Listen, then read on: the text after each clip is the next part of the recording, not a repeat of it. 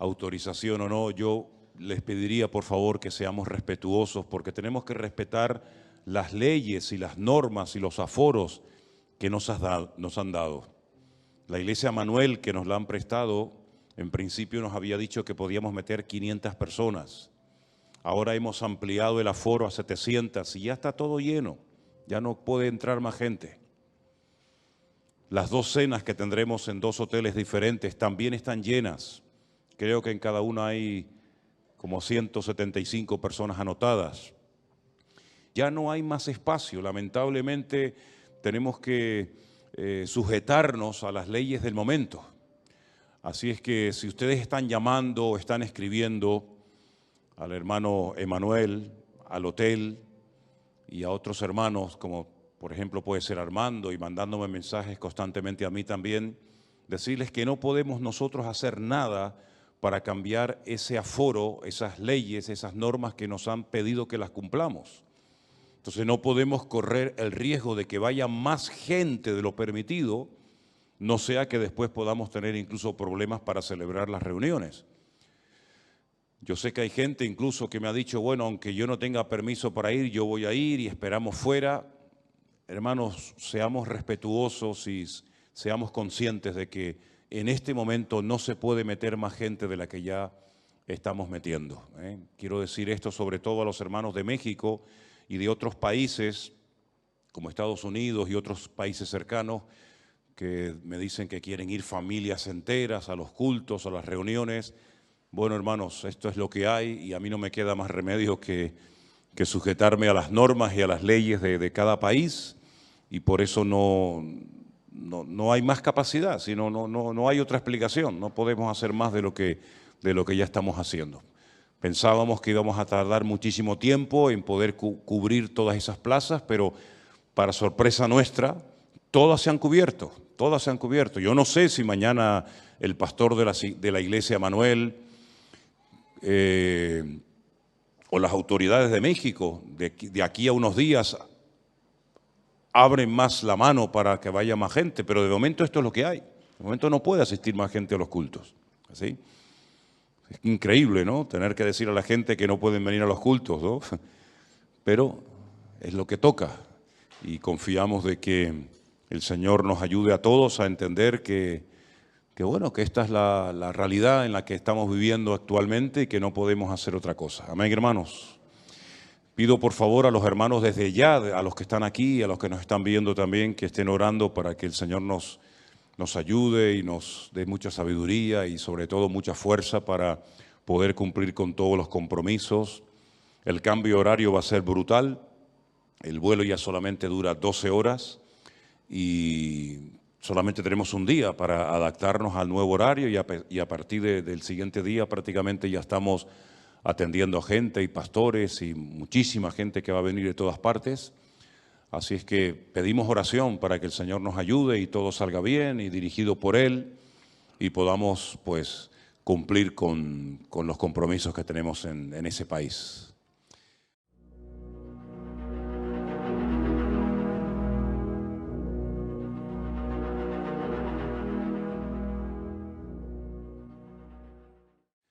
Quisiera que en esta tarde hiciéramos una breve oración antes del mensaje que voy a compartir con ustedes, pidiéndole al Señor que nos hable a nuestros corazones y que podamos salir de aquí fortalecidos y renovados en la fe y que el Señor hable a nuestras vidas como nos tiene acostumbrados. Amén, hermanos. Señor, te damos muchas gracias por esta oportunidad, por este privilegio tan hermoso que nos estás dando de poder disfrutar de este tiempo aquí en tu presencia. Oramos para que esta palabra que va a ser compartida sea de bendición, traiga beneficio, traiga renuevo a nuestras vidas y podamos aprender mucho a través de ella. Te damos gracias por esta oportunidad que nos das en esta tarde de poder estar aquí delante de ti, Señor, sabiendo que tú vas a hablar a través de tu palabra como siempre. Te lo pedimos todo en el nombre de Jesús. Amén y amén. Gloria a Dios. Hay un estudio muy bonito y muy interesante que consiste en ver cómo eran las ciudades, en definitiva, el mundo en el cual se movieron los primeros cristianos.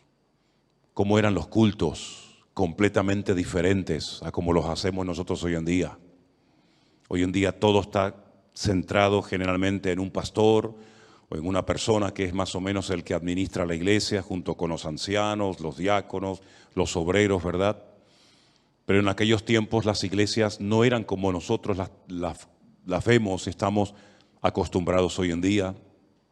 Se hacían muchas reuniones en hogares, no existían templos. No fue hasta el siglo III después de Cristo que comenzaron a utilizarse locales o antiguos templos paganos para celebrar cultos o reuniones. Los cristianos se reunían en cualquier parte, en playas, en montañas, en casas particulares, en plazas. Y en aquellos tiempos, pues no era tan fácil ser cristiano como hoy en día. Si estudiamos, por ejemplo, cómo vivían los griegos, cómo vivían los romanos, cuáles eran sus costumbres, los principios, entre comillas, que tenían, qué religiones practicaban en aquellos tiempos aquella gente, cómo se desplazaban la gente de un país a otro, los medios de comunicación que existían. Es realmente un estudio muy interesante, ¿verdad? Ver cómo a veces se llegaba a un lugar donde prácticamente no había nadie y poco a poco se iba formando un pequeño pueblo, después una ciudad y así sucesivamente. Pero hay una ciudad que yo la llamo la Gomorra, la Sodoma y Gomorra de los tiempos apostólicos o de los tiempos del apóstol Pablo. Y es sin lugar a dudas la ciudad de Corinto. La ciudad de Corinto está aproximadamente a unos 75 kilómetros de Atenas y es una ciudad, o era una ciudad muy interesante porque era una ciudad muy comercial. Habían construido un pequeño canal, ¿verdad?, que unía una parte del mar con otra y era un lugar frecuentado por muchísimos comerciantes. Y como estos comerciantes eran de diferentes nacionalidades y tenían diferentes costumbres religiosas, pues toda la ciudad de Corinto estaba plagada de templos paganos. Allí se adoraba a todo. La ciudad de Corinto tenía una acrópolis. La palabra acrópolis es ciudad elevada. Era algo muy común en aquella época. Y en ese montículo de aproximadamente unos 600 metros de altura, había un templo enorme, que era el templo a la famosa diosa Afrodita, la diosa griega de la sensualidad, de la belleza, del amor, que los romanos la adoraban con el nombre de Venus y los efesios la adoraban con el nombre de Diana o también Artemisa. Y siglos más tarde, la misma imagen, pero con un niño en brazos, se le cambió el nombre y se le puso María. En ese lugar de Corinto, en ese templo concretamente, habían 1000 mujeres que eran prostitutas sagradas, sacerdotisas de Afrodita. Y todas las tardes bajaban de ese templo y se metían por toda la ciudad de Corinto, tratando de captar adeptos, tratando de captar hombres para que se convirtieran en adoradores de Afrodita. Y ellas ofrecían sus servicios sexuales a los hombres de la ciudad de Corinto. Y así, de esa manera, utilizando el sexo como gancho, pues alcanzaban a muchos hombres para que fueran adoradores y seguidores de esta diosa pagana, de Afrodita. Y fue en esa ciudad donde el apóstol Pablo llegó en su segundo viaje misionero. Y curiosamente hay un capítulo que es el capítulo 18 del libro de los Hechos, donde nos cuenta cómo empezó esta iglesia. Y a mí me gusta mucho de vez en cuando recordar, por ejemplo, cómo empezó esta obra. Cómo empezamos esta iglesia aquí hace 20 años, cómo después de unos años empezamos a trabajar en el puerto de Veracruz y surgió otra iglesia. Cómo estuvimos unos años trabajando, por ejemplo, en Bolivia, en Santa Cruz de la Sierra, con docenas y docenas de niños a los cuales atendíamos cada día dándoles de comer. Cómo después de unos años nos fuimos a Malindi, a Kenia, a África, y allí construimos una casa. Y es muy bueno saber a veces los comienzos de la obra. ¿Quiénes fueron las primeras personas que se convirtieron? ¿Cuáles fueron los primeros problemas que nos encontramos? ¿Cómo surgió la obra? Y Hechos capítulo 18 nos habla acerca de cómo empezó la iglesia de Corinto. Y quisiera que me siguieran en esta tarde la lectura, porque es muy interesante lo que vamos a leer en esta tarde, antes de ir a la primera carta del apóstol Pablo a los Corintios. En Hechos capítulo 18, Lucas, que es el autor de este libro, nos dice lo siguiente. Después de estas cosas, se refiere a la visita, al viaje de Pablo a Atenas, 75 kilómetros de allí. Pablo salió de Atenas y se fue a Corinto. Y halló a un judío llamado Aquila, natural del Ponto, recién venido de Italia con Priscila su mujer, por cuanto Claudio había mandado que todos los judíos saliesen de Roma, y fue a ellos. Y como eran del mismo oficio, se quedó con ellos y trabajaban juntos, pues el oficio de ellos era hacer tiendas. Y discutía en la sinagoga todos los días de reposo y persuadía a judíos y a griegos. Y cuando Silas y Timoteo vinieron de Macedonia, Pablo estaba entregado por entero a la predicación de la palabra, testificando a los judíos que Jesús era el Cristo. Pero oponiéndose y blasfemando esto, les dijo, sacudiéndose los vestidos, vuestra sangre sea sobre vuestra propia cabeza. Yo limpio desde ahora, me iré a los gentiles. Y saliendo de allí, se fue a la casa de uno llamado Justo, temeroso de Dios, la cual estaba junto a la sinagoga. Y Crispo, el principal de la sinagoga, creyó en el Señor con toda su casa, y muchos de los corintios, oyendo, creían y eran bautizados.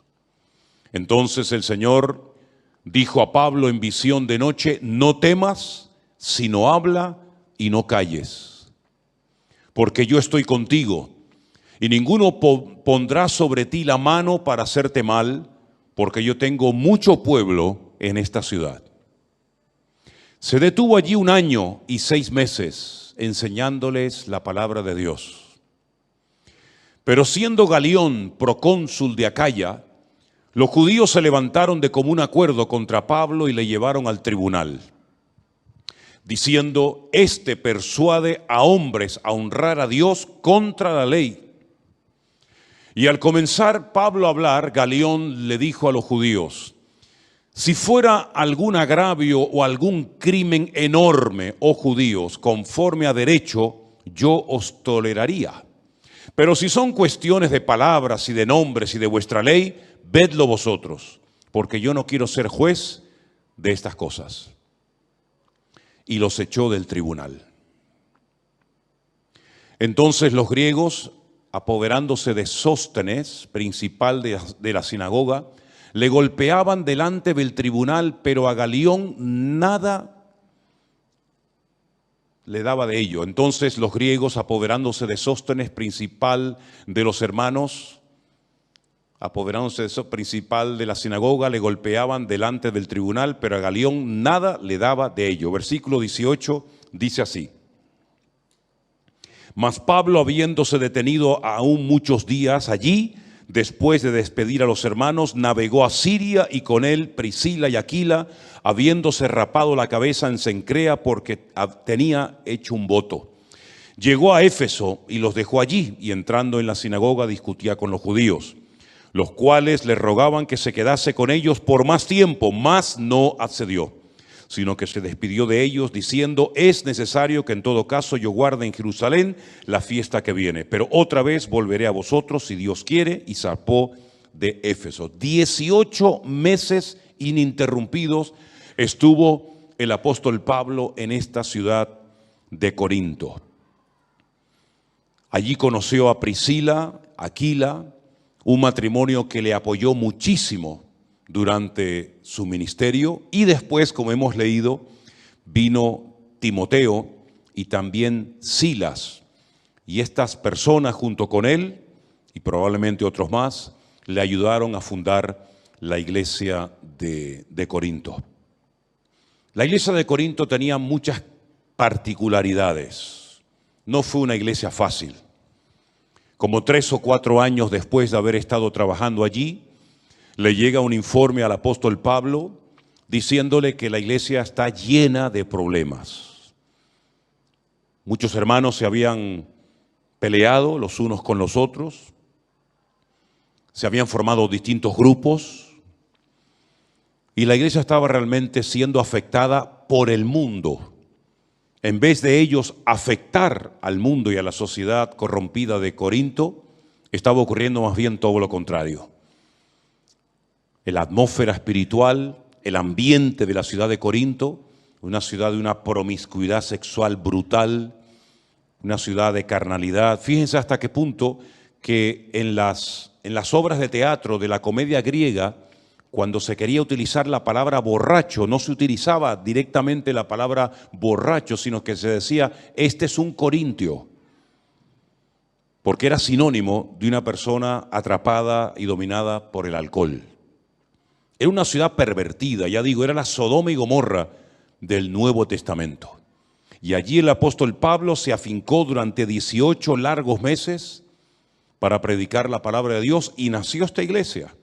Y ya digo, como 3 o 4 años más tarde le escribe una primera carta donde él responde a una serie de preguntas que los hermanos le están haciendo. Por ejemplo, en el capítulo 7 de Primera de Corintios le están haciendo preguntas acerca del matrimonio.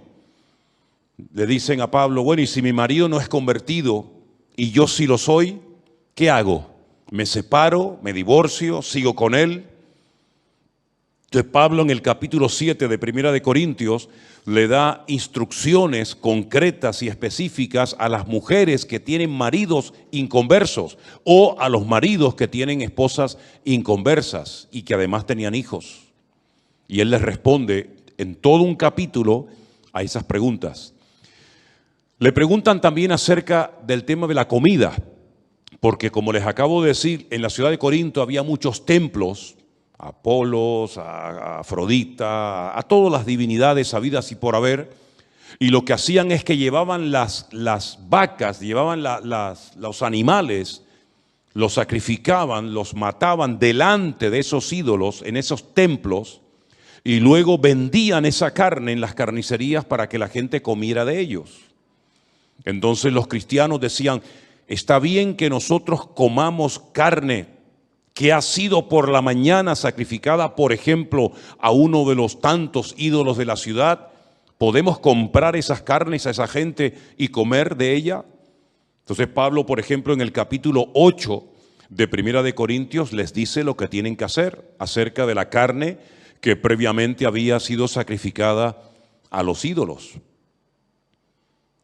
También hay muchas preguntas que le hacen al apóstol Pablo acerca de cómo moverse, cómo saber el don espiritual que uno tiene.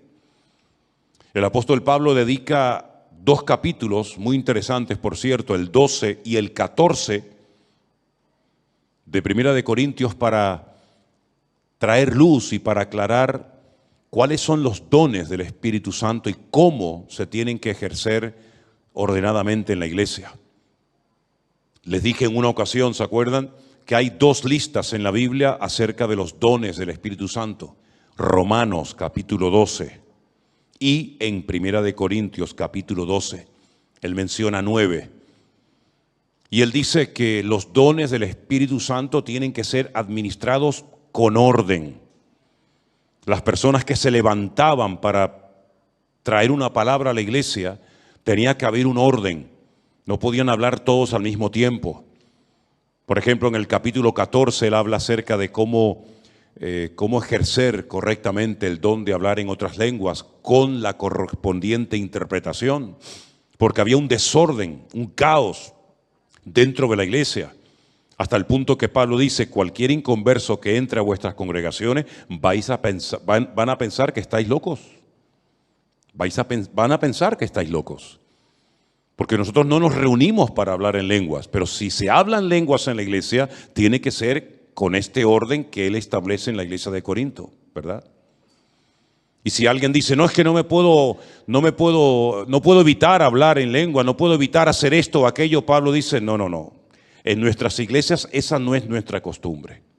Eso no es lo que yo enseño ni en Corinto, ni en Tesalónica, ni en Éfeso, ni en Colosas. En nuestras iglesias tiene que imperar y reinar el orden y la paz, no la confusión. Porque todo lo que Dios hace, lo hace en orden, para traer edificación, para traer exhortación, para traer aliento a la iglesia y no para traer confusión y muchísimo menos para crear un mal testimonio en la ciudad. Entonces él establece un orden y dice, y el espíritu de los profetas está sujeto a los profetas, ¿verdad? Hágase todo decentemente y con orden, es la regla que el apóstol Pablo establece allí. Le hacían muchas preguntas también, sobre todo porque los griegos no creían que la gente podía resucitar. Desen cuenta que cuando Pablo viene, por ejemplo, de Atenas, él se va al Areópago, donde estaban las personas que estaban siempre tratando de encontrar alguna enseñanza, alguna filosofía nueva para entretenerse realmente, ¿no? Y entonces Pablo aprovecha la oportunidad y va allí y les da un mensaje muy interesante. Dice, pero que cuando llega al tema de la resurrección, le dijeron, bueno, ya te oiremos otro día, como diciendo, hasta aquí hemos llegado. Hasta ahora el mensaje ha sido muy interesante, pero eso de la resurrección, los griegos como que no. Entonces ellos, que la mayoría de ellos eran de origen griego y habían salido del paganismo, de la idolatría, pues tenían muchas preguntas acerca de la resurrección. Y bueno, ¿y la resurrección cómo va a ser? ¿Cómo vamos a resucitar? ¿Con este mismo cuerpo? ¿Con otro cuerpo diferente? ¿Y cuándo será? ¿Y cómo será? Entonces Pablo, todo el capítulo 15 de Primera de Corintios, lo dedica para aclarar dudas acerca del tema de la resurrección. Pero independientemente de las preguntas que le hacen al apóstol Pablo, la iglesia de Corinto tenía fundamentalmente 5 grandes problemas. Vamos a ver en el capítulo 3, por favor, parte de la lectura se ha leído esta tarde. A partir del versículo 3, Pablo dice, aún sois carnales, pues habiendo entre vosotros celos, contiendas y disensiones, ¿no sois carnales y andáis como hombres? Porque diciendo el uno, yo ciertamente soy de Pablo, y el otro, yo soy de Apolos, ¿no sois carnales? ¿Qué pues es Pablo y qué pues es Apolos? Servidores por medio de los cuales habéis creído, y eso según lo que a cada uno concedió el Señor. Pablo no va a tolerar bajo ningún concepto que la iglesia internamente se divida en grupos, unos a favor de unos, otros a favor de otro, o en contra de otro, sino que Pablo dice, mira, el Señor a mí me utilizó para sembrar la iglesia en la ciudad. Y después vinieron otros ministerios, como por ejemplo el de Apolos, que vino a regar la semilla que yo había plantado, pero ni él ni yo somos lo más importante, porque al fin y al cabo el que está dando el crecimiento es el Señor. Y la gloria y la honra no se la damos a los hombres, sino se la damos solamente a nuestro Dios, ¿verdad? Y ese era un problema que había en la iglesia de Corinto, que había grupos, parecía una sola iglesia, pero realmente eran muchas iglesias dentro de una misma iglesia. Las divisiones internas, Pablo no quería bajo ningún concepto que se produjeran, porque eso lo único que trae es problemas, divisiones y por supuesto mal testimonio. Y el Señor no se mueve en el caos, el Señor no se mueve en el desorden. Nuestro Dios es un Dios de orden, y desde el primer libro de la Biblia hasta el último libro de la Biblia vemos este principio fundamental de Dios. Dios se mueve en el orden. Todo lo que usted haga que no esté en orden, no esperes que Dios te respalde. No esperes que Dios te bendiga. No esperes que Dios, si me permiten, haga la vista gorda, diciendo, bueno, no pasa nada. No, Dios es un Dios de orden. Lo mostró en Génesis 1 en la creación, lo mostró en la familia, lo mostró en la construcción del tabernáculo, lo mostró en la organización de las 12 tribus de Israel, lo mostró en la familia, lo mostró absolutamente en todo y por supuesto también en la iglesia. Si nuestras vidas no están en orden, difícilmente estarás con la bendición de Dios, porque Dios no se mueve, repito, en el caos, en el desorden y en las divisiones. Amén, hermanos. Ese era un gran problema que tenía la iglesia de Corinto y es un problema que tienen muchas iglesias hoy en día, que están divididas por falta de enseñanza, por falta de madurez, por falta de crecimiento, fijándose en los hombres en vez de fijándose en Dios. Esa es una de las cosas que queremos desde el primer día que pisemos México, cuando Dios nos permita llegar allí, dejar bien claro que la gloria y la honra se la tenemos que dar única y exclusivamente al Señor. Y del hombre yo no espero nada, pero de mi Dios lo espero absolutamente todo. Y hay de aquellos que pongan su mirada en los hombres, porque lo único que se van a llevar son desilusiones. Otro problema que había en la iglesia, que se menciona en el capítulo 5, es incesto. En el capítulo 5, a partir del verso 1, dice: se oye que hay entre vosotros fornicación, y tal fornicación cual ni aún se nombra entre los gentiles, tanto que alguno tiene la mujer de su padre. Esto dice, a pesar de la corrupción y de la promiscuidad sexual de la ciudad de Corinto, esto no era algo que se practicaba en aquel tiempo, que un hijo tuviera relaciones sexuales con la mujer de su padre, con su madrastra. Y este hombre venía a la iglesia y se congregaba como uno más. Y cuando a Pablo le informan de esto, dice: ustedes están envanecidos. ¿No deberíais más bien haberos lamentado para que fuese quitado de medio de vosotros el que cometió tal acción? Ciertamente yo, como ausente en cuerpo, pero presente en espíritu, ya como presente juzgado al que tal cosa ha hecho. En el nombre de nuestro Señor Jesucristo, reuníos vosotros y mi espíritu con el poder del Señor Jesucristo, y el tal sea entregado a Satanás para la destrucción de la carne, a fin de que el espíritu sea salvo en el día del Señor Jesús. Después, en 2 de Corintios, cuando él le vuelve a escribir a la iglesia, este hombre se ve que recapacitó, pidió perdón, se arrepintió, dejó ese pecado, y Pablo dice: bueno, vuelvan a admitirlo en la iglesia, pero lo que no podemos permitir es que esta persona lleve esta vida de desorden, cometiendo un pecado que ni los gentiles ni los del mundo cometen, y se congrega en nuestra iglesia como si nada y participe como uno más, y aquí nadie le llama la atención, sino que bueno, todo el mundo mira para otra parte. El apóstol Pablo se entera y dice: bajo ningún concepto vamos a permitir eso en la iglesia del Señor Jesús, porque en la casa del Señor tiene que reinar el orden y la santidad. ¿Cuántos dicen amén? También había problemas entre hermanos. Capítulo 6, versículo 1 dice: ¿osa alguno de vosotros, cuando tiene algo contra otro, ir a juicio delante de los injustos y no delante de los santos? ¿No sabéis que los santos han de juzgar al mundo? Y si el mundo ha de ser juzgado por vosotros, ¿sois indignos de juzgar cosas muy pequeñas?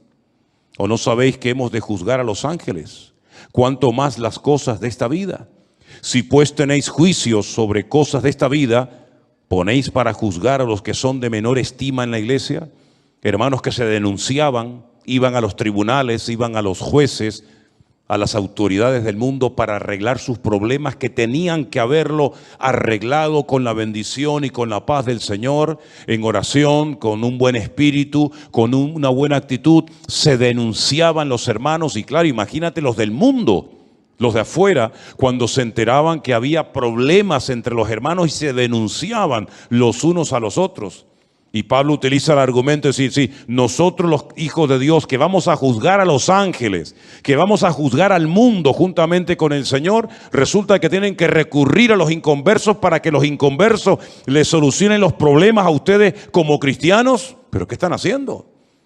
Ese problema también lo había en la iglesia de Corinto. Pero como muchos habían salido del paganismo, como muchos habían dejado la idolatría, muchas hermanas de la iglesia habían ejercido antaño la prostitución, de ahí que les pida que se cubran y se pongan un velo, porque aquellas 1000 jovencitas, ¿se acuerdan? Aquellas 1000 sacerdotisas del templo de Afrodita, sí, eran prostitutas, pero ¿cómo se diferenciaban estas mujeres de una mujer normal de Corinto, que vestían con unos peinados y con unas ropas tremendas? Pues porque eran calvas, les habían rapado completamente la cabeza. Y cuando tú veías a estas jóvenes por las calles con su pelo rapado, no es que tuvieran una enfermedad que se les caía el pelo, sino que era un voto que habían hecho, ¿verdad?, de raparse el pelo para dedicar sus cuerpos por entero a la prostitución sagrada, dándole culto a Afrodita, ¿verdad? Y entonces muchos de los hombres de la iglesia habían estado con esas mujeres, y esas mujeres ahora eran convertidas, y esos hombres ahora eran convertidos y se encontraban en los cultos y se encontraban en la iglesia.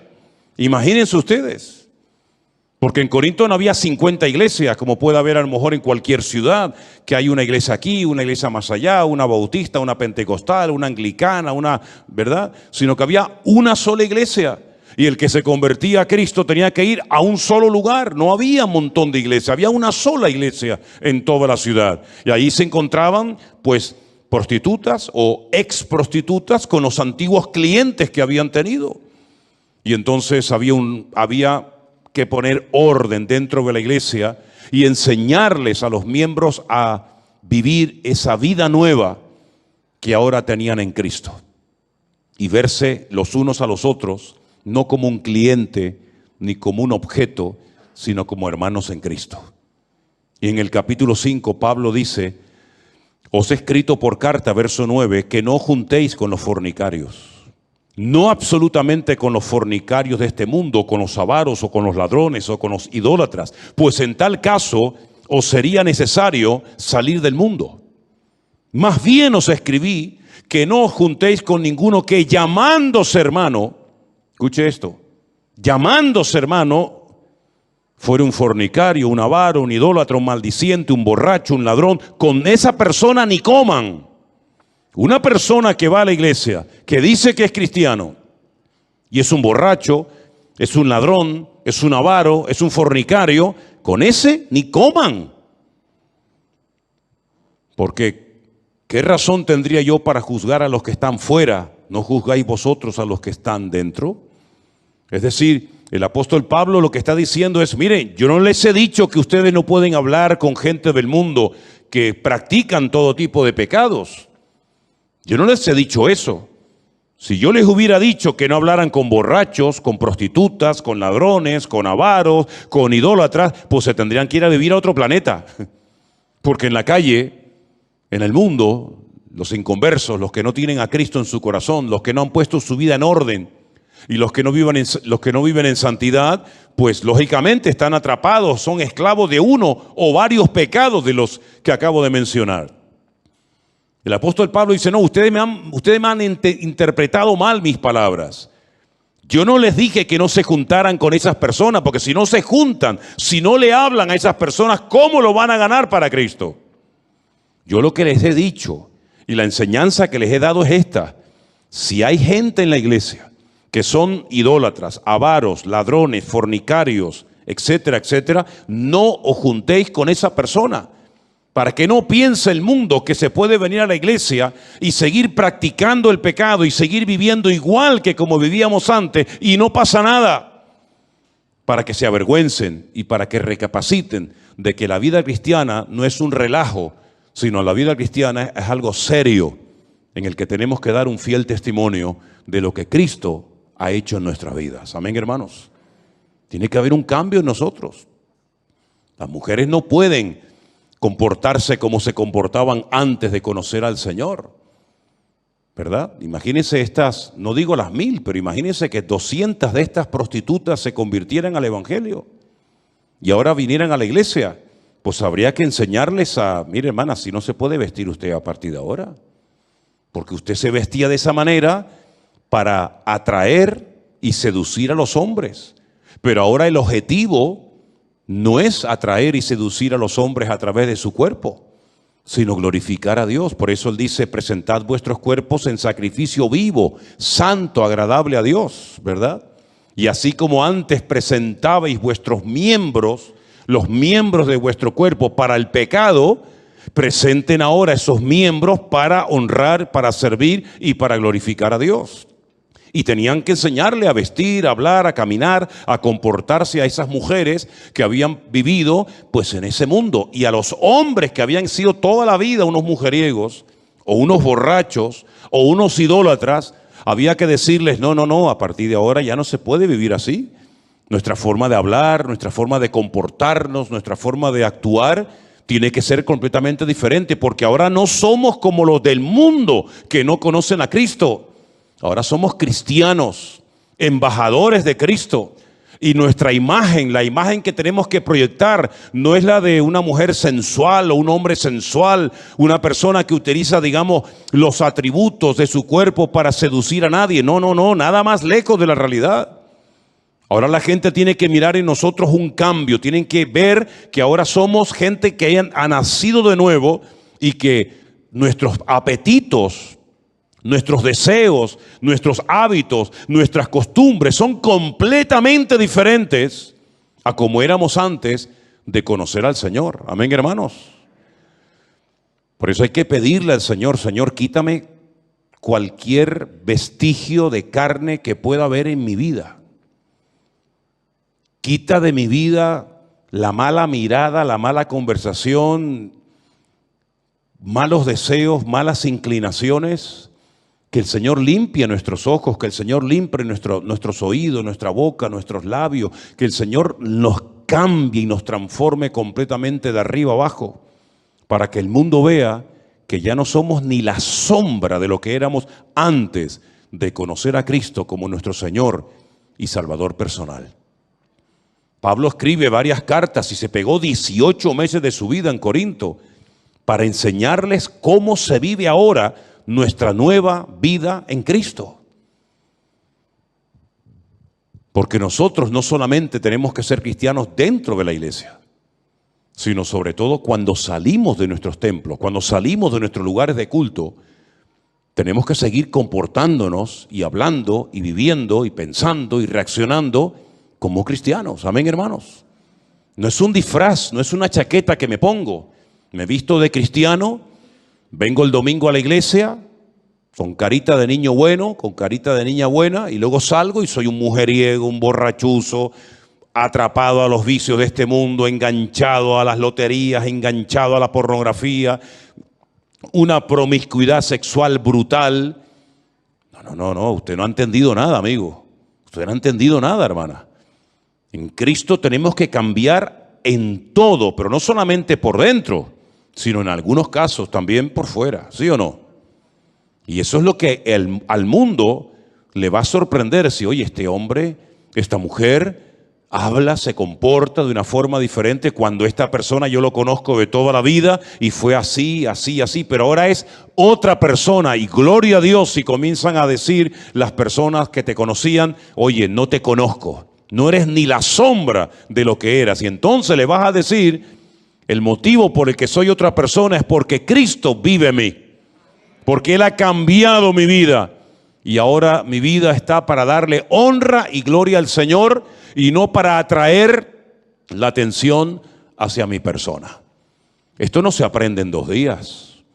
Imagínese que usted haya sido una persona atrapada a todo tipo de juegos. Esta gente que se pega horas y horas y horas jugando en una maquinita y echando monedas y monedas y monedas, y ahora de repente dice que te has convertido. ¿Tú crees que de la noche a la mañana se te va a ir el deseo? Bueno, en algunos casos sí, pero en otros casos no. Y vas a tener que pedirle a Dios que te ayude a organizar tu economía, que antes cobrabas y tenías un montón de dinero y a la semana estabas sin un duro, sin un céntimo. Y ahora tienes que pedirle al Señor, ayúdame a administrar para que yo incluso pueda ayudar a otras personas. Tal vez antes de conocer a Cristo te vestías de una manera, que en vez de cubrirte lo que hacía es que te descubría lo que llevabas en tu corazón. Pues a lo mejor habrá ciertas prendas que habrá de decir, yo esto no me lo puedo volver a poner otra vez, porque entonces lo que estoy haciendo es el mismo perro pero con distinto collar. Y ahora lo que quiero es dar gloria a Dios y glorificar al Señor, ¿sí o no? Esa es la vida de un cristiano. La vida de un cristiano no es dejar de ir a misa y venir al culto, dejar de tomar la hostia y venir ahora a tomar el pan y el vino. La vida de un cristiano es vivir como Cristo vivió. Como Él hablaba, tenemos que pedirle al Señor, Señor, yo quiero hablar y comportarme y pensar y reaccionar y vivir como tú lo hacías. Y yo no sé cómo tú tratabas antes a tu marido, o cómo tú tratabas a tu mujer, o a tus hijos, o a tus padres. Pero sería bueno que leyeras la Biblia y te preguntaras, ¿yo me estoy comportando como un marido cristiano o como uno más? ¿Yo me estoy comportando con mi familia, con mi marido, con mis hijos, como una auténtica mujer cristiana o sigo siendo la mundana de toda la vida? ¿Soy un hijo que obedece a sus padres y que honra a sus padres o sigo siendo el niño malcriado y caprichoso que siempre pedía y pedía y pedía y lloraba y pataleaba y se enfadaba cuando no le daban lo que querían?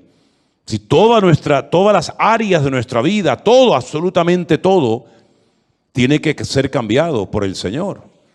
Pero para cambiar, uno tiene que querer cambiar. Y el Señor lo va a hacer. Había desorden en la Santa Cena. Nosotros, saben que una vez al mes celebramos la Santa Cena, ¿verdad?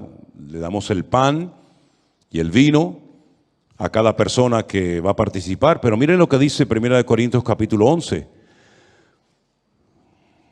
1 Corintios capítulo 11 dice, a partir del verso 17, al anunciaros esto que sigue, no os alabo, hermanos, porque no os congregáis para lo mejor, sino para lo peor. Pues en primer lugar, cuando os reunís como iglesia, oigo que hay entre vosotros divisiones. ¿Y saben lo que dice Pablo? En parte lo creo. Pablo no dice, no, esto no puede ser, imposible. Imposible que mis hermanos de la iglesia de Corinto estén divididos. Imposible. No, él dice, lo creo. Conociéndoles yo a ustedes, en parte yo creo que hay divisiones en la iglesia. Porque es preciso, versículo 19, que entre vosotros haya disensiones para que se hagan manifiestos entre vosotros los que son aprobados. Cuando pues os reunís vosotros, esto no es comer la cena del Señor. Porque al comer, cada uno se adelanta a tomar su propia cena y uno tiene hambre y otro se embriaga. Pues ¿qué? ¿No tenéis casas en las que podáis comer y beber? ¿O menospreciáis la iglesia de Dios y avergonzáis a los que no tienen nada? ¿Qué os diré? ¿Os alabaré? En esto no os alabo. La gente se ve que llevaba su comida a la iglesia y ya se quedaban en la iglesia a comer. Y claro, había gente pudiente en la iglesia y gente pobre, como siempre ha habido. Gente con más y con menos capacidad económica. Y dice la Biblia que algunas personas tenían hambre y se iban hambrientos de la iglesia. Y otras personas tenían tanta abundancia de comida y de bebida que hasta se emborrachaban dentro de la iglesia, dentro de los cultos, del lugar donde se habían decidido congregar. Y claro, cuando a Pablo le decían, mira, tú sabes que hay hermanos que tienen hambre y van al culto y salen con hambre. Y al lado a lo mejor hay una mesa de unos hermanos ricos y tienen de todo. Y en vez de compartir con los hermanos que tienen hambre y necesidad, no son capaces de decirle, hermano, ¿quiere usted comer un poco de nuestra comida? Hermano, tenga un platito y disfrute juntamente con nosotros. Son incapaces de compartir la bendición. Y no solamente no comparten, sino que además hasta llegan a emborracharse, porque en vez de llevar una pequeña cantidad simbólica para participar del pan y del vino, llevan tanta cantidad que se pasan y se embriagan y se emborrachan en la iglesia. Gracias a Dios yo nunca he visto esto en esta iglesia. Amén, hermanos. Gracias a Dios yo nunca he visto esto, ni lo veré. Pero que personas hambrientas salgan hambrientas de una iglesia cuando hay una celebración, una comida, un banquete, un ágape, y póngale el nombre que quiera, eso es una vergüenza para la iglesia. Eso sería terrible, ¿verdad? Ver a gente hambrienta que viene a la iglesia en un día de comida y se van hambrientos. ¿Pero cómo puede ser? ¿Cómo se pueden llamar esa gente cristianos? ¿Dónde está el amor de Cristo en esa familia, en esa persona que trae tanta comida, que le sobra, que después mucha de esa comida la va a tirar a la basura y un hermano, una familia al lado de ella o de él se fueran hambrientos de la iglesia? A Pablo todo esto lo ponía malo. A Pablo todo esto le traía dolor en el corazón y Pablo llegó a decir: por ustedes tengo tanto dolor, que se comparó a una mujer que está a punto de dar a luz. Fíjense los dolores que tenía Pablo por esta gente. Tenía dolor, tenía tristeza, le pesaba en el corazón o escuchar, oír estas noticias de una iglesia que él amaba tanto, por la cual había trabajado tanto y donde había estado 18 meses de su vida con hombres de Dios como Silas, Timoteo, Apolos, Priscila, Aquila, su marido, y ver ahora, 3 o 4 años después, a la iglesia en estas condiciones le causaba una tristeza tremenda. Porque la iglesia tiene que ir cada vez a mejor. Cada vez tenemos que estar más firmes, más maduros, más constantes, más fieles al Señor. Cada vez tenemos que tener las doctrinas más claras en nuestra vida.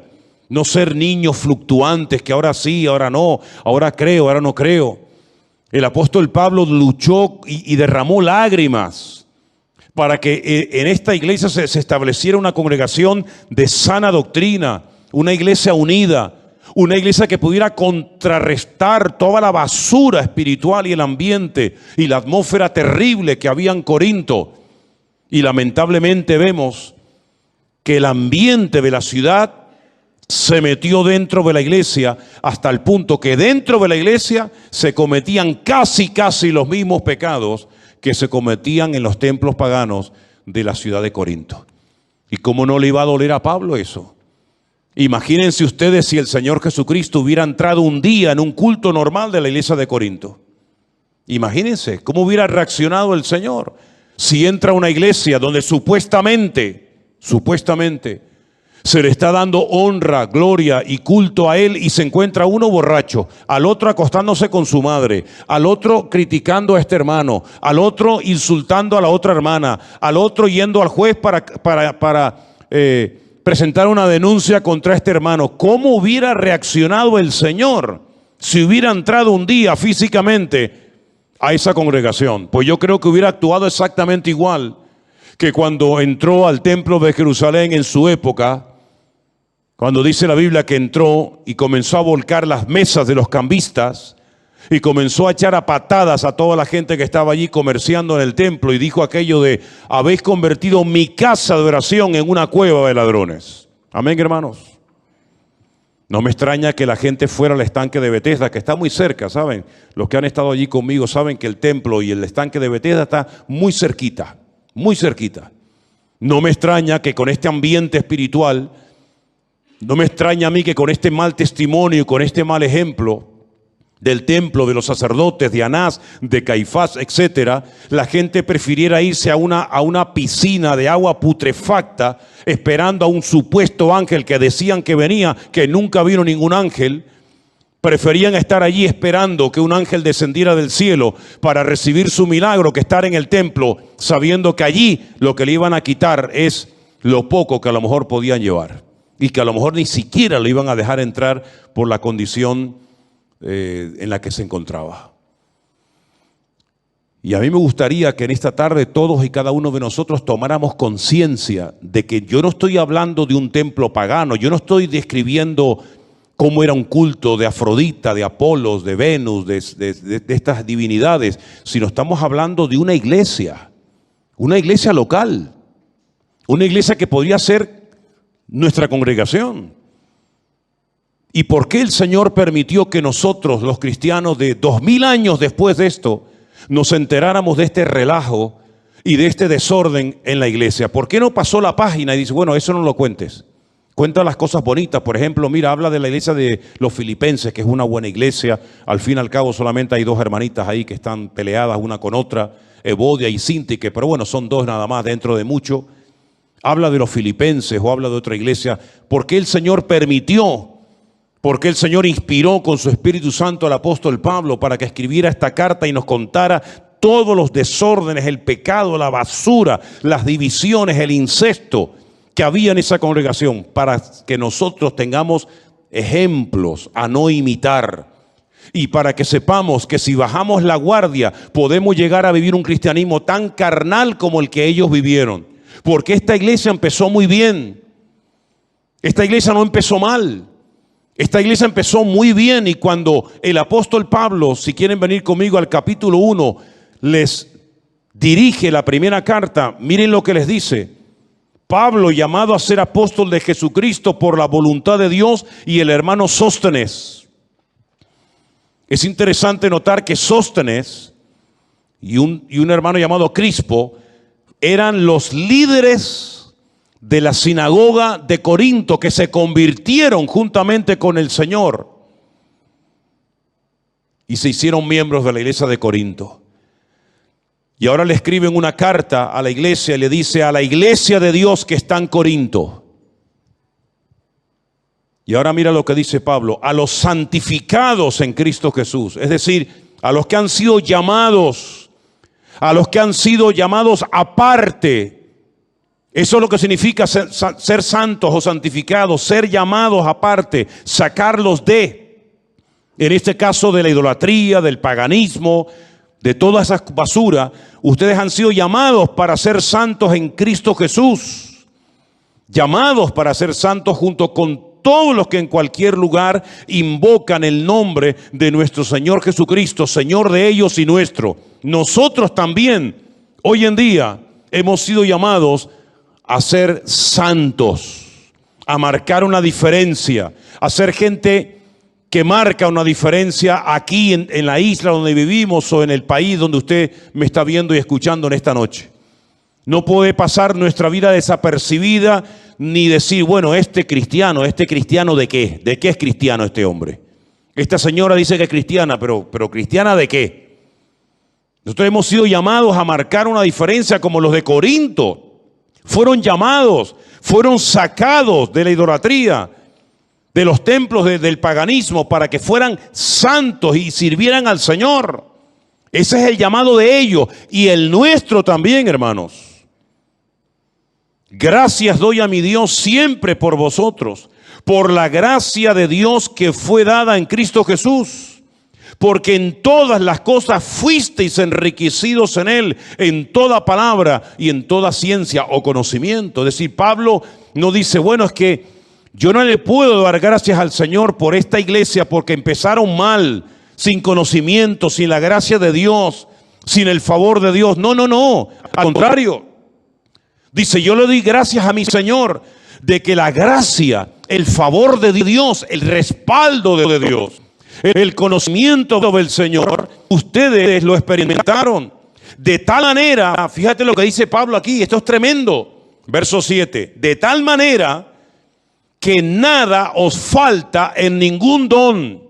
¿Cuántos dicen amén? No es que la iglesia estuviera mal porque le faltaba algo. No, no, a ustedes no le falta de nada. A ustedes no les falta absolutamente de nada. Nada os falta en ningún don, esperando la manifestación de nuestro Señor Jesucristo, el cual también os confirmará hasta el fin, para que seáis irreprensibles en el día de nuestro Señor Jesucristo. Y fiel es Dios, por el cual fuisteis llamados a la comunión con su Hijo Jesucristo nuestro Señor. Es decir, una iglesia que empieza bien, con un buen pastor, con unos buenos obreros, con una sana doctrina, una enseñanza excelente, en medio de un ambiente terrible como ya lo he definido.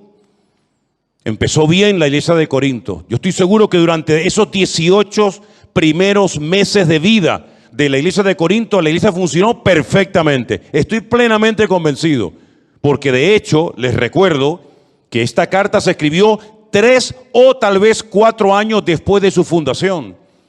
Es decir, que durante los primeros años, los primeros 3 años como mínimo, digamos que la iglesia anduvo bien, pero comenzó a meterse el mundo. Comenzó a meterse la carnalidad en la iglesia. Y mira cómo Pablo tiene que dirigirse a ellos. Les dice, niños en Cristo, carnales, que todavía se les tiene que dar leche como si fueran niños pequeños, en vez de vianda, ¿verdad? Alimento sólido, porque no erais ni sois capaces todavía, sois carnales llenos de celos, de contiendas, de disensiones, de envidias. Fíjate lo bonito, lo bien que empezó la iglesia y cómo se estaba torciendo, hasta llegar a ser un templo más, donde todo valía y donde nadie tomaba autoridad y decía, basta, hasta aquí hemos llegado. El motivo principal por el cual tenemos Primera y Segunda de Corintios en nuestras Biblias, hermanos, es para que tomemos conciencia de que no podemos bajar la guardia en ningún momento, y menos en estos tiempos en los cuales nos ha tocado vivir. Porque antes había una ciudad terrible como era Sodoma y Gomorra, pero ya no existe. Y durante la época de Pablo hubo una especie de Sodoma y Gomorra en lo natural y en lo espiritual que se llamó Corinto, pero ya no existe. Pero hoy en día la mayoría del mundo es una inmensa Sodoma y una gigantesca Gomorra, donde ya el cristianismo, ¿verdad?, no cuenta nada y a Dios se le ha cerrado las puertas y no se le invita a ninguna reunión importante de la índole que sea. Pero todavía estamos plantados, todavía estamos los cristianos en el planeta Tierra, aún no hemos sido sacados, como algún día seremos sacados. Todavía el Señor nos tiene aquí, paseando por calles, por ciudades, pueblos grandes, pueblos pequeños, en todos los continentes de la tierra, en lugares de mucha población, de poca población, en lugares de gente pudiente, rica, influyente, de gente que prácticamente nadie sabe ni que existen. Todavía estamos nosotros los cristianos en este mundo. Y la función a la cual el Señor nos ha llamado es hacer sal, es decir, una protección. Porque la sal se utilizaba para impedir el proceso de descomposición de los alimentos, del pescado, de la carne. ¿Cómo se podía viajar por el desierto? ¿Cómo se podían viajar esos viajes tan largos en barcos de vela durante semanas, meses enteros? Si no se salaban las carnes, los pescados, se llevaba a pudrir la comida. ¿Y después qué comían? Entonces la sal era algo fundamental, hasta el punto que de ahí viene hasta la palabra salario. Se le pagaba con sal a los obreros en algunas ocasiones, porque la sal era un elemento fundamental, era como el hielo, como un congelador hoy en día que, ya digo, evitaba el proceso de descomposición de los alimentos. Y el Señor dice, ahora ustedes son la sal del mundo, la sal de la tierra. Es decir, este mundo podría estar millones de veces peor de lo que está, con más pecado, con más inmoralidad, con más desorden, si ustedes no estuvieran en la tierra. Es decir, que gracias a la presencia, a la influencia de los cristianos, el mundo no ha ido al caos, como va a ir al caos cuando ya no estemos en esta tierra. Y después dice el Señor, y además no solamente ustedes tienen que ser sal, es decir, impedir que en los colegios, en las universidades, en las iglesias, en la sociedad, se produzca una anarquía total y absoluta, sino que además de eso, por si eso fuera poco, ustedes tienen que iluminar, ustedes tienen que ser luz en medio de las tinieblas. Y estamos viendo cómo fiestas paganas se han convertido en un juego, en un entretenimiento para los niños, en un comercio, en un motivo más para sacarle el dinero a la gente de los bolsillos, sin darse cuenta, sin pensar qué es lo que estamos celebrando, de qué nos estamos disfrazando, de dónde viene esta práctica pagana, como estas fiestas que están en estos últimos días campando a sus anchas. Es decir, tenemos que tomar conciencia. Tenemos que tomar conciencia del motivo principal por el cual todavía el Señor no nos ha sacado del planeta Tierra. Que repito, que algún día nos sacará, pero que todavía tenemos un propósito y un objetivo que cumplir. No permitamos que el mundo se meta en nuestras casas. No permitamos que el mundo se meta en nuestros hogares a través del ordenador, a través de la televisión. Porque ya el diablo no tiene ni siquiera que tocar la puerta, ya se mete sin pedir permiso. No permitamos que la corriente de este mundo nos atrape y seamos uno más, pasando totalmente desapercibido, sin marcar una diferencia y sin decir, no, alto, no, yo no estoy de acuerdo con eso. No. La Biblia dice, no, Dios no está de acuerdo. No nos dejemos arrastrar por la corriente de este mundo. Tenemos que ir en contra de la corriente. No es fácil, pero con la ayuda del Señor y bien parados en Cristo, vamos a poder impedir que el mundo se nos meta dentro de nosotros. Al contrario, somos nosotros los que tenemos que impactar el mundo y no al revés. Amén, hermanos. Yo quiero terminar diciendo esto. La iglesia de Corinto empezó bien, pero terminó mal. Prueba de ello, que ya en Corinto no hay nada. Corinto ya es algo completamente diferente a lo que fue hace 2000 años. Si tú empezaste bien, si tú tuviste un encuentro, una experiencia personal con Cristo hace 1 año, 2 años, 5, 20, 30, lo que sea, gloria a Dios. Pero no te desvíes, ni te enfríes, ni te apartes del Señor, ni bajes la guardia, ni te creas sabio en tu propia opinión. Porque quiero terminar diciendo que cuando el apóstol Pablo fue a la iglesia, a la ciudad de Corinto, él venía de un fracaso ministerial, y he dicho bien, sí, de un fracaso ministerial. Él en Atenas no fundó iglesia. Es el único lugar donde Pablo estuvo y no fundó una iglesia. En todo lugar donde iba, habría una iglesia. Y ahí se permanecía, menos en Atenas. Cuando Pablo llega a Corinto, él cambia su sistema. Él no va a utilizar la elocuencia, la sabiduría humana, sino él va a predicar solamente un mensaje de Cristo crucificado y resucitado, para que no pongan su fe en lo que yo predico, sino en el poder de Dios, que es el que cambia y transforma las vidas. Y fue en Corinto donde tomó la decisión de dejar ya de predicarle siempre a los judíos en la sinagoga y dedicarse 100% prácticamente a alcanzar a gentiles para el Señor. Es decir, hay cambios que se produjeron en el ministerio, en la vida del apóstol Pablo, en base a las circunstancias por las cuales estaba viviendo. Y hay cambios que se tienen que producir en nuestras vidas. Tú no puedes vivir el mismo cristianismo hoy que vivíamos el cristianismo hace 30 años, porque la vida ha cambiado, los sistemas de comunicación, todo en la vida ha cambiado. De hecho, el mundo es diferente desde el año pasado. Y tenemos que renovarnos y pedirle al Señor que no nos estanquemos. Bueno, mi vida, tu cristianismo no puede ser, bueno, vengo a la iglesia el domingo, digo amén y me voy. Si tu cristianismo es así de pobre, así de mediocre, cuando aparezcan en el horizonte las cosas que van a ocurrir en breve, yo no sé si tú podrás aguantar, mi hijo. Yo no sé si tú tendrás la capacidad para decir no en medio de lo que se avecina. Por eso es tiempo de renovarnos, de buscar a Dios, de tomar cambios radicales en nuestra vida. Porque con lo que hemos vivido hasta el día de hoy, hasta aquí hemos llegado, pero necesitamos más y más del Señor para poder vivir en victoria. ¿Cuántos dicen amén? Cierra tus ojos ahí donde estás, vamos a orar. Piensa en esto que has oído esta tarde, hermano. Piensa en esto. La iglesia de Corinto empezó muy bien. Lamentablemente se torció, bajó la guardia, se dejó influenciar, manipular por el mundo y algunos de sus miembros terminaron viviendo igual que los mundanos. Triste, pero esa es la realidad.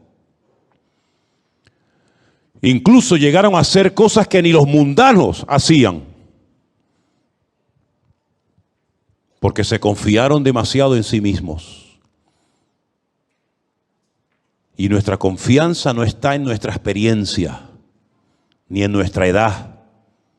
Nuestra confianza está en Dios. Y cada día empezamos de cero. Y no dependemos de nosotros mismos, sino dependemos de la gracia y del favor de Dios. Que el Señor nos ayude a mantenernos firmes en medio de la tormenta y marcar una diferencia y no dejarnos moldear por el mundo, sino moldear el mundo y cambiarlo para Cristo, como siempre ha sido la voluntad de Dios. Señor, gracias te damos en esta tarde por tu preciosa y bendita palabra. Te rogamos, Señor, que tú nos afiances y nos afirmes en la fe, para que podamos siempre poner nuestra confianza, nuestra mirada y nuestra vida en ti, y que no nos pase lo que le pasó a nuestros hermanos de la iglesia de Corinto, que se dejaron influenciar y manipular por el mundo. Señor, guárdanos, que seamos sal y luz de este mundo hasta el último momento de nuestra vida. Y guárdanos del maligno y ayúdanos a mentalizarnos de que tenemos que renovarnos cada día en la presencia tuya, Señor. Quita de nosotros todo lo que nos quede de mundo. Quita de nosotros todo